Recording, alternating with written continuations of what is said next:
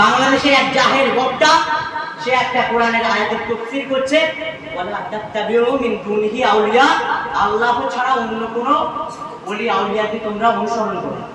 নাউযুবিল্লাহ। তাহলে ওয়ালা তাত্তাবিউ মিন দুনিহি আউলিয়া, যে তোমরা আল্লাহ ছাড়া অন্য কোনো ওলি আউলিয়াকে অনুসরণ করো না, এই আয়াতের ব্যাখ্যাটা কি সত্য? এটাই আজকে আমরা যারা রাজ্জাক বিন ইউসুফের কথা শুনে ইমাম আবু হানিফাকে ছেড়ে দিচ্ছি, আমরা যারা শাইখ আহমদুল্লাহর কথা শুনে ইমাম শাফিকে ছেড়ে দিচ্ছি, আমরা যারা আজকে বাংলাদেশের বড় বড় আলেম হাদিসদের বক্তব্য শুনে আমরা বসিরহাট হুজুরের মতো আলেমকে ছেড়ে দিচ্ছি, আমাদের একবার ভাবা উচিত যে আমরা বলছি যে আমরা কোনো ওলামাকে অনুসরণ করব না, কিন্তু আমরা যে বসিরহাট হুজুরকে ছেড়ে দিচ্ছি, ইমাম আজমকে ছেড়ে দিচ্ছি, সেই ছেড়ে দেওয়াটা কার কথায় হচ্ছে? আহমদুল্লাহর কথায়, আচ্ছা রাজ্জাক বিন ইউসুফের কথায়। তাহলে সেই রাজ্জাক বিন ইউসুফ কি বসিরহাট আল্লাহ আহমদ হুজুরের থেকে বড় আলেম? সেই শাইখ আহমদুল্লাহ কি ইমাম আজম আবু হানিফার থেকে বড় আলেম? যদি শাইখ আহমদুল্লাহ ইমাম আজমের থেকে বড় আলেম হয়ে থাকে, তাহলে আপনি অবশ্যই শাইখ আহমদুল্লাহর কথা মান্যতা দেবেন। আপনি বলছেন আমি তাকলিদ করি না, আপনি বলছেন আমি কোনো আলেমকে বিশেষ করে মানি না, তাহলে আপনি সেই শাইখ আহমদুল্লাহর কথা শুনে কেন আমাকে মাযহাবকে ত্যাগ করছেন? প্রিয় শ্রোতা মণ্ডলী, আজকে আমরা ভাবছি আমরা মাদ্রাসায় পড়ে বুখারী পড়তে শিখে যাচ্ছি, আমরা মাদ্রাসায় পড়ে মুফতারাতের মতো কিতাব যা আরবি হয় সেই কিতাব পড়তে শিখে যাচ্ছি, আমরা কেন বাংলা কিতাব পড়ব? আমাদের লজ্জা লাগে আমাদের কিতাবের আলমারিতে বাংলা কিতাব থাকবে, আমাদের লজ্জা লাগে যে আমাদের কিতাবের আলমারিতে হেদায়ের পাশে বসিরহাট আল্লামা হুজুরের সেই নামাজ শিক্ষাটা থাকবে, আমাদের এটা লজ্জাবোধ হয় যে আমাদের কিতাবের আলমারিতে ফতোয়ায়ে শামীর পাশে বসিরহাট হুজুরের লেখা ফতোয়ায়ে আমিনিয়াটা থাকবে। কেন লজ্জা লাগে? কারণ আমাদের আলমারিতে যদি ফতোয়ায়ে আমিনিয়া থাকে আর বসিরহাট হুজুরের বাংলা নামাজ শিক্ষা থাকে, একজন এসে বলবে এই তোর ছেলেকে কি পড়িয়েছে? সারা জীবন পড়ে বাংলা কিতাব পড়তে শিখেছে। আমাদের মূল উদ্দেশ্য হচ্ছে এটাই। কিন্তু বসিরহাট হুজুরের সেই লেখনের মধ্যে কি বাঙালি জাতির জন্য লুকিয়ে আছে, বসিরহাট হুজুরের সেই কিতাবের মধ্যে বাঙালি জাতির জন্য কি উপহার আছে, আমরা যদি পর্যবেক্ষণ করে দেখতাম, তাহলে আমরা কোন ভর্ৎসনাকারীর ভর্ৎসনা আর তিরস্কারকারীর তিরস্কারকে পরোয়া করতাম। আমরা অনেকে হেদায়েত পড়ি, হেদায়েতের মধ্যে হেদায়েত তো অবশ্যই মসনার উন্নত মানের কিতাব, কিন্তু সেই কিতাবটা অত্যন্ত সূক্ষ্মভাবে বা প্রত্যেকটি মসনাদ দলিল দালাইল যা লেখা সেটা বিস্তারিত লেখা, যেটা সকল ছাত্রের মধ্যে বোঝার প্রতিভা থাকে না। পড়ছি হয়তো নামাজের সুন্নাত, তার মধ্যে কোন একটা ইমাম মতবিরোধ করেছে এটা সুন্নাত এটা মুস্তাহাব। পড়ছি হয়তো নামাজের রুকুন, কোন ইমাম মতভেদ করে বলেছে এটা নামাজের রুকুন এটা নামাজের শর্ত। এটা সব ছাত্রের মধ্যে কিন্তু বুঝে নেওয়ার প্রতিভা থাকে না। পড়ছি একটা মাসলা, তার মধ্যে ইমাম আবু হানিফার মতবিরোধ, তার মধ্যে ইমাম আবু ইউসুফের মতবিরোধ, তার মধ্যে ইমাম মুহাম্মাদের মতবিরোধ, বলতে বা নেব কোনটাকে? তাহলে যদি আমাদের কোন আলেমের মতটাকে গ্রহণ করব, সবাই তো সত্য, সবাই তো যোগ্য, কিন্তু কার মতটাকে গ্রহণ করব এইটা জানতে গেলে কিন্তু আমাদের ফলো করতে হবে আমাদের মাশায়েখ গণের লেখাকে। আমি হেদায়েত পড়ছি, আমার পাশে থাকবে আমার বসিরহাট হুজুরের নামাজ শিক্ষাটা। আমি হেদায়েত পড়ছি, আমার পাশে থাকবে শাহ ওলিউল্লাহ মুহাদ্দিস দেহলভী লেখাপড়া নামাজ সম্বন্ধে বিষয় কিতাব। তাহলে আমরা কিন্তু পরিপূর্ণ মতটাকে জানতে পারবো। প্রিয় শ্রোতা মণ্ডলী, এবারে আমরা এতক্ষণ জানলাম আল্লাহর ওলি আলেমদের সম্পর্কে। এবারে যাকে তাকে কি আল্লাহর ওলি বলে আমরা কি মেনে নেব? একটা ঘটনা বললে বুঝবেন। আশরাফ আলী থানভী রাহমাতুল্লাহ আলাইহির কাছে একজন ছাত্র মুরিদ হতে আসলেন। তার নামটা মুফতি মোহাম্মদ হাসান রাহমাতুল্লাহ আলাইহি। তিনি আশরাফ আলী থানভীকে এসে বললেন, হে আমার প্রিয় ওস্তাদ, আমি আপনার কাছে বায়াত হতে চাই।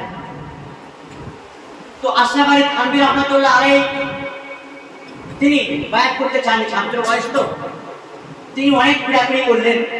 পিড়াপিড়ি করার পরে আশরাফ আলী থানভী রাহমাতুল্লাহ আলাইহি অবশেষে তিনি রাজি হলেন। রাজি হওয়ার পরে বললেন, হে আমার ছাত্র হাসান, তুমি শুনে রাখো, আমি তোমাকে মুরিদ করব ঠিকই, কিন্তু মুরিদ করার পেছনে আমার দুটো শর্ত আছে। নাম্বার 1 শর্ত হলো তোমার বাড়ি পাঞ্জাবে, তুমি তোমার ভাষায় কোরআন শিখেছো, তুমি কোরআনটাকে ঠিক সহিভাবে এখনো পড়তে শেখোনি, তাই তুমি যদি কোরআনটাকে ভালোভাবে আরবি ভাষায় শিখতে পারো তাহলে আমি তোমাকে আমার মুরিদ করব। দ্বিতীয় যে শর্তটা আশরাফ আলী থানভী রাহমাতুল্লাহ আলাইহি বলেছিলেন, সেই শর্তটা হলো যে আমি দেখেছি তোমাকে, তুমি একটা কিতাব, মসলার কিতাব, সেই কিতাবটাকে একটা গায়ের মুকাল্লিদ আলিমের কাছে পড়েছো। সেই কিতাবটাকে তুমি পড়েছো একটা গায়ের মুকাল্লিদ আলিমের কাছে, যে কোনো মাযহাব মানে না। তাই যদি তুমি এই মসলার কিতাবকে কোনো ওলামায়ে দেওবন্দ কিংবা দেওবন্দের কোনো ছাত্রের কাছে যদি না পড়ো তাহলে আমি তোমাকে মুরিদ করব। তাহলে দেখুন আশরাফ আলী থানভী রাহমাতুল্লাহ আলাইহি একজন ছাত্রকে মুরিদ করার জন্য শর্ত দিচ্ছে কি, যে তুমি এই কিতাবটা গায়ের মুকাল্লিদ আলেমের কাছে পড়েছো। সে সঠিক পড়িয়েছে কি বেঠিক পড়িয়েছে সেটা আমি জানি না, কিন্তু ওই গায়ের মুকাল্লিদ আলেমের কাছে এই কিতাবটা পড়ার কারণে আমি তোমাকে মুরিদ করতে পারবো না, এই জন্য তুমি কোনো মুকাল্লিদ আলেমের কাছে কিতাবটা পড়েছো। তাহলে ভাবুন, মুরিদ করার জন্য যদি এতটা সমীক্ষা করতে হয়, মুরিদ করার জন্য যদি এতটা যাচাই বাছাই করতে হয়, তাহলে আমাদের পীর ধরতে গেলে কতটা যাচাই বাছাই করতে হবে। আজকে আমরা অনেকে পীর মানি, কেউ পীর মানতে মানতে বাড়াবাড়ি করে, আবার কেউ পীর মানতে মানতে ছাড়াছাড়ি করে। কিন্তু আমাদের ইসলাম এই পীরের বিষয়ে একটা মধ্যম পন্থা অবলম্বন করেছে। আমি একটা হাদিস শুরুতে পড়েছিলাম যে মান আদালি ওয়ালিয়ান ফাকাদ আদানতুহু বিল হারব।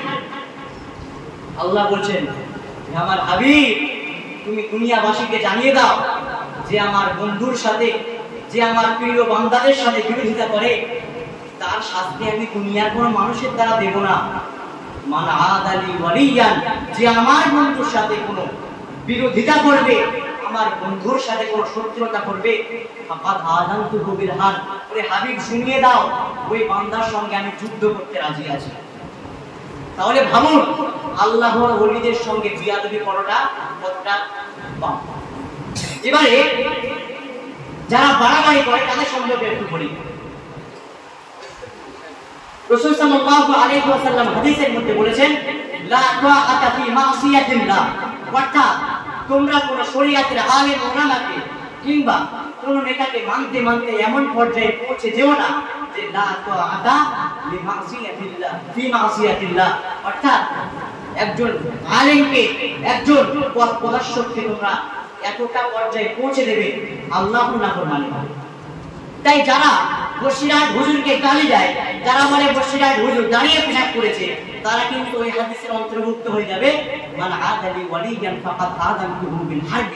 আর যারা বসিরহাট হুজুরের মানতে মানতে কবরে গিয়ে সেজদা করার প্ল্যান নেয়, যারা খাজা মুঈনুদ্দিনকে মানতে মানতে কবরে গিয়ে চাদর চড়ানোর প্ল্যান নেয়, যারা আল্লামা রুহুল আমিনকে মানতে মানতে কবরে গিয়ে ধূপবাতি মোমবাতি জ্বালাতে বাধ্য হয়, তাদের জন্য কিন্তু এই হাদিসটা লা তাআতা ফি মাসিয়াতিল্লাহ, অর্থাৎ কোন বান্দাকে এমন পর্যায়ে পৌঁছে দিও না তার মধ্যে আল্লাহর নাফরমানি হবে।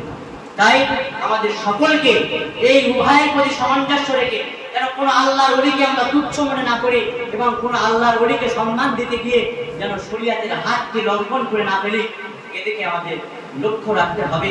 কেননা আহলে সুন্নাত ওয়াল জামাতের একটা আকীদা হলো, যারা আকীদাতুত তাওহীদ পড়েছে তারা অবশ্যই জানে যে আহলে সুন্নাত ওয়াল জামাতের একটা আকীদা হলো যে আহলে সুন্নাত ওয়াল জামাতের লোকেরা তারা আল্লাহর ওলিদের কারামতকে বিশ্বাস করে।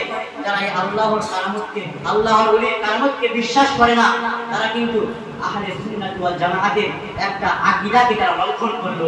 তাই আমাদের সকলকে ইসলামের দৃষ্টিতে আল্লাহর ওলিদের মান মর্যাদা, আল্লাহর ওলিদের সম্মানকে রক্ষা করতে হবে।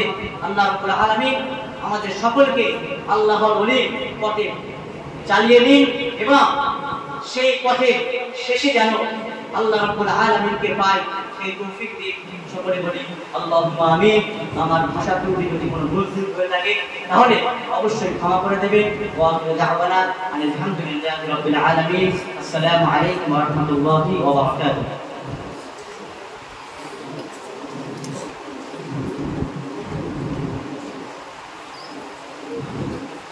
আলহামদুলিল্লাহ।